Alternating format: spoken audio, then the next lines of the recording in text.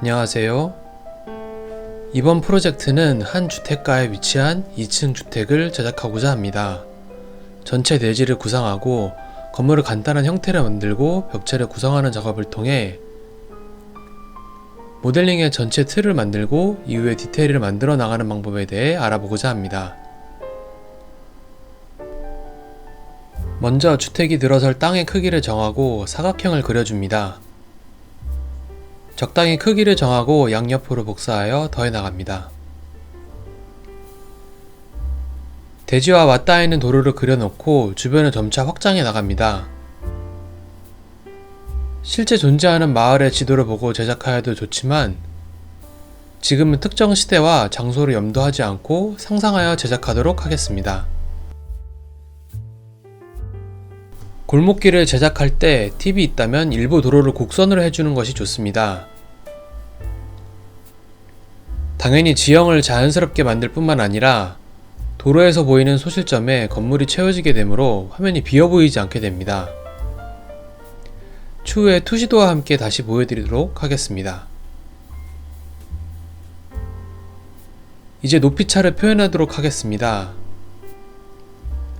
주택이 들어서는 땅을 기준으로 계단식으로 각각 높이를 올려줍니다. 눈대중으로 해도 괜찮지만 정확한 치수를 활용하여 관리하는 것이 좋습니다. 전체 틀 작업은 최대한 정리된 치수로 작업하여 형태를 만들고 추후에 어색한 비율들을 조금씩 잡아서 세부적으로 치수를 수정하는 것이 효율적이기 때문입니다. 이제 대지의 각 모서리를 이어서 경사진 도로를 만들어줍니다. 길이가 일정하지 않은 곳은 삼각형으로 쪼개어서 작업합니다. 각 중간선들은 지우개 툴로 숨기거나 매끄럽게 하여 도로를 자연스럽게 연결합니다. 이제 조금씩 주택 형태를 잡아나가도록 하겠습니다. 먼저 대지의 경계를 눌러 담장을 올려줍니다. 그리고 바닥을 지우고 나머지를 선택하여 그룹으로 지정합니다. 주변 대지에도 배치하여 높이가 적당한지 대략 검토해봅니다.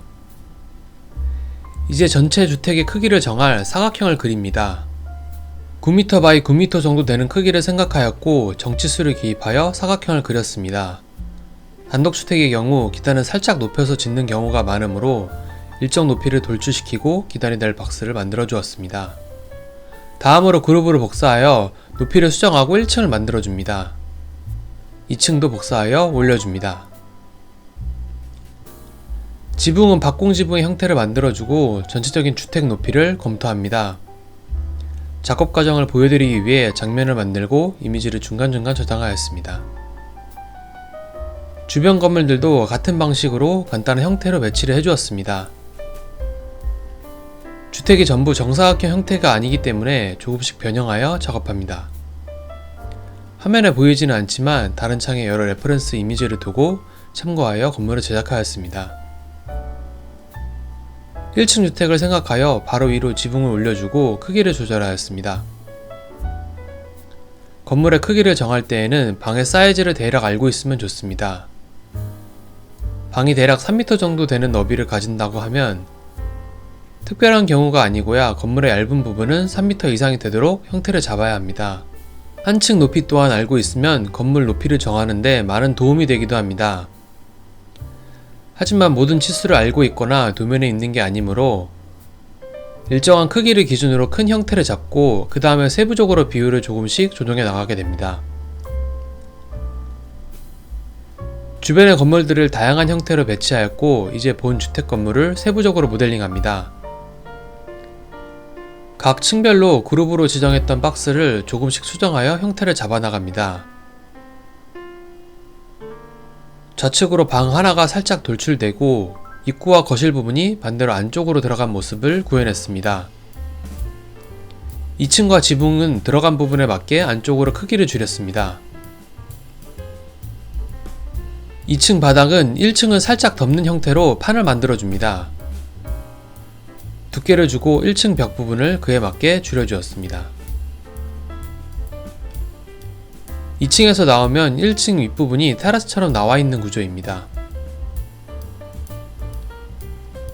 2층 바닥을 건물 바깥쪽으로도 확장하여 돌출시킵니다. 건물의 기단과 2층 바닥 부분을 전체적인 형태에 맞춰 살짝 안으로 밀어 넣었습니다. 그리고 단조로움을 피하기 위해 인면에도 살짝 변화를 주었습니다. 사례주택 이미지를 참고하여 비슷하게 구현해 보았습니다. 살짝 들어간 부분을 만드는 것만으로도 건물의 디테일이 조금 살아나는 느낌입니다. 지붕 쪽 바닥도 2층 바닥처럼 살짝 밖으로 연장하여 만들어줍니다. 다음으로 대문을 작업합니다. 먼저 적당한 너비로 담장 부분을 잘라줍니다. 대문이 위치할 사이즈를 검토하여 박스를 만들어준 다음 높이를 조절하여 전체 크기를 대략 가늠해 봅니다. 카메라 각도를 조절해 보면서 적당한지 확인해 봅니다. 그 사이즈를 바탕으로 기둥을 만들고 양쪽으로 배치합니다. 기둥을 바닥까지 내리고 마당으로 올라가는 계단을 제작합니다. 각 부분을 그룹으로 구분하여 작업하였으므로 따로 수정하여 반영합니다. 대문이 콘크리트 구조를 박스로 먼저 만듭니다. 옵셋 툴로 확장하고 그 위로 돌출시켜 형태를 만듭니다. 문짝도 우선 사각형으로 표현만 해줍니다. 다음으로 주택의 문과 창문을 그려나갑니다. 폭과 너비를 고려해서 되도록이면 100mm 단위의 치수를 사용합니다. 스케치업의 보조선 기능을 활용하면 창문의 사이즈를 정하는 데 도움이 됩니다. 먼저 가이드를 그려놓고 그 다음에 창문을 배치합니다. 2층도 마찬가지로 창문을 구획하고 크기를 조절합니다. 테라스로 나가는 창문은 좀 크게 계획해 보았습니다. 지붕 부분도 보조선을 활용해 선을 긋고 돌출시켜 주었습니다. 보조선을 활용하면 불필요한 선을 최소한으로 하여 작업할 수 있습니다. 가이드를 따라 필요한 선만 그려넣은 뒤 나머지 보조선을 지워 나가면서 작업하면 됩니다. 다음으로 현관 부분 계단을 만들어줍니다. 이런 식으로 큰 형태를 만들고 조금씩 디테일을 만들어 나가며 작업하게 됩니다. 거기에 세부적인 형태를 추가하면서 건물 형태를 만들어 나갑니다. 현관 쪽에 기둥을 추가하여 만들어 주었습니다. 중간 결과물을 한번 봐보도록 하겠습니다.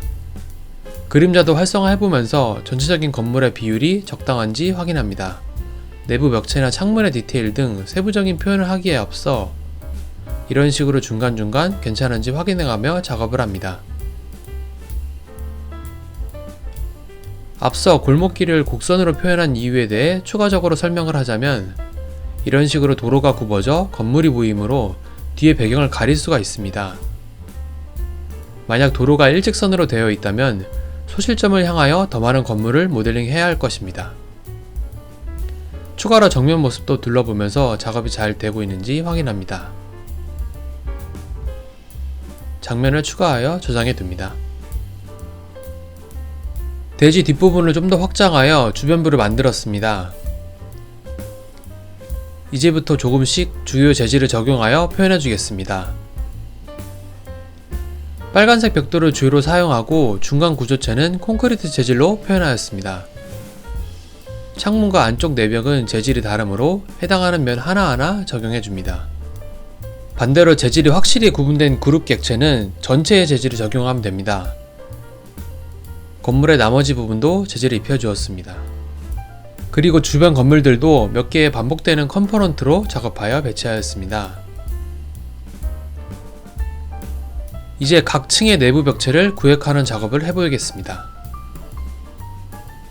1층부터 작업하기 위해 나머지 그룹들을 숨겨 놓습니다.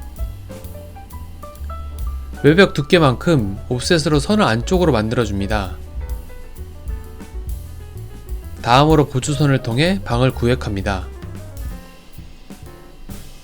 각 방이 너무 작거나 크지 않도록 치수를 조절해가며 나눕니다. 보조선을 토대로 내벽을 그려 넣습니다. 외벽보다는 얇게 두께를 주어 작업합니다.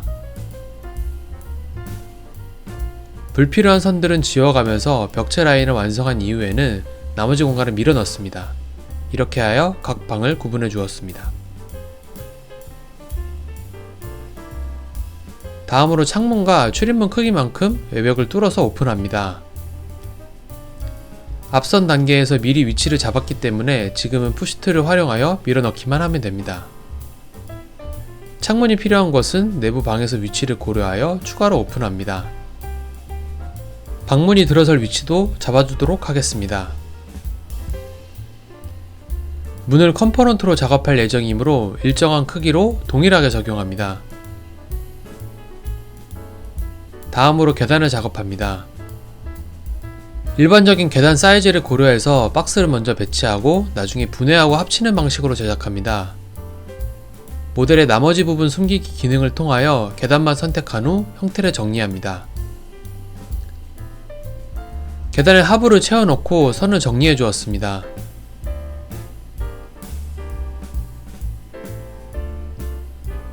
(2층도) 같은 방식으로 제작하였습니다. 천장까지 따로 작업하면 이제 내부 구조 틀도 거의 완성입니다. 창문을 비롯하여 건물 외부의 디테일을 작업합니다. 인방이라고 하는 창호의 상부 벽돌을 받치는 구조를 표현합니다. 거실에서 보이는 커다란 미닫이 창문을 제작합니다. 창문 테두리를 둘러싼 프레임을 먼저 제작하고 안쪽에 창호를 각각 만들어서 배치합니다. 열고 닫을 수 있는 창은 살짝 작게 하여 비율을 조정하였습니다. 창틀을 표현해주고 두께, 위치 등을 조정합니다. 프레임 재질과 유리 재질을 적용하고 마무리합니다. 다음으로 2층 난간 부분에 디테일을 만들어 나갑니다. 복잡하고 화려한 문양을 넣거나 재질에 특별함을 주지 않아도 간단한 형태를 더하거나 최소한으로 변형하여 좀 더 디테일한 모델링을 할 수 있습니다. 이런 식으로 살짝 나오거나 들어간 형태를 적절히 활용합니다.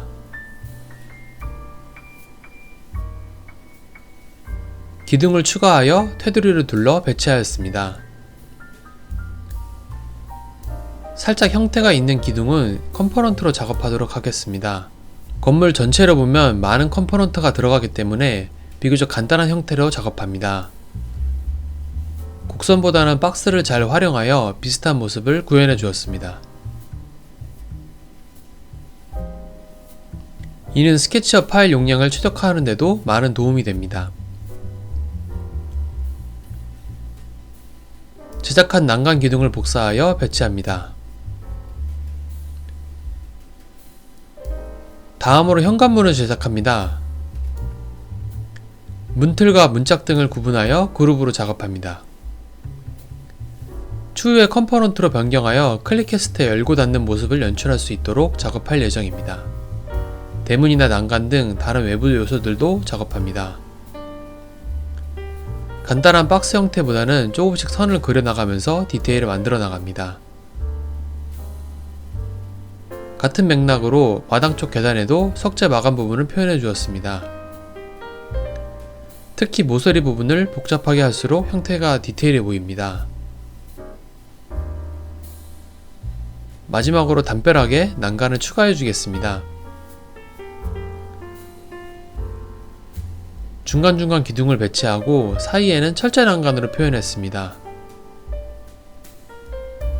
대지 경계 부분에 둘러서 배치하여 마무리 해주었습니다.